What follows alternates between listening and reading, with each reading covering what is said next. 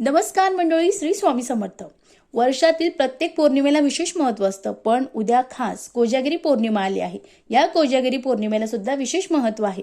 अशी मान्यता आहे की ज्या घरामध्ये रात्री 12 वाजता लक्ष्मी पूजन केले जातं, त्या घरामध्ये माता लक्ष्मी अखंड वास करत असते. आणि यासोबत रात्री 12 वाजता इंद्रदेव, त्यासोबत भगवान विष्णू, माता लक्ष्मी आणि कुबेर साक्षात स्वर्गातून पृथ्वीवर येत असतात. आणि त्यानंतर कोण कोण जागत आहे, म्हणजे कोण कोण कोजागिरीचं व्रत करत आहे, कोण कोण जागत आहे, त्या घरामध्ये माता लक्ष्मी अखंड वास करत असते.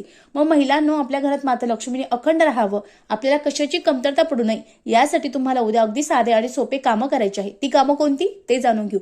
बघा मंडळी, सकाळी लवकर उठायचं आहे. आपलं जे अंगण आहे ते स्वच्छ करायचं आहे. अंगणामध्ये सडा टाकायचा आहे. सुंदरशी छानशी रांगोळी काढायची आहे. लक्ष्मीचे पावलं काढायचे आहे. तुमच्याकडे जर हत्तीचे जे स्टिकर असतील, ते छापे असतील तर ते काढायचे आहे. कारण माता लक्ष्मीचं वाहन हत्ती आहे आणि ज्या घराच्या बाहेर जर हत्ती असेल तर माता लक्ष्मी तुमच्या घरात आकर्षित होईल.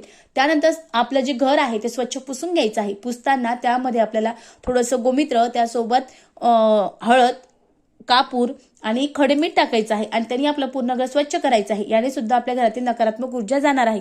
त्यानंतर आपला जो मुख्य दरवाजा आहे तो स्वच्छ पुसून घ्यायचा आहे. त्यावर आपल्याला स्वस्तिक काढायचं आहे.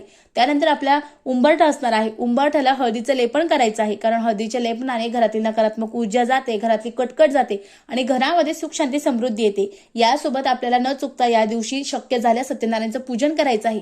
रात्री 12:39 पर्यंत आपल्याला लक्ष्मीची पूजन करायचं आहे. असं केल्याने आपल्याला आयुष्यात कशाची कमतरता राहत नाही. आपल्या घरात धन, धान्य, संपत्ती अखंड वास करत असते. अतिशय साधा सोपा उपाय आहे, निश्चित करावा. श्री स्वामी समर्थ.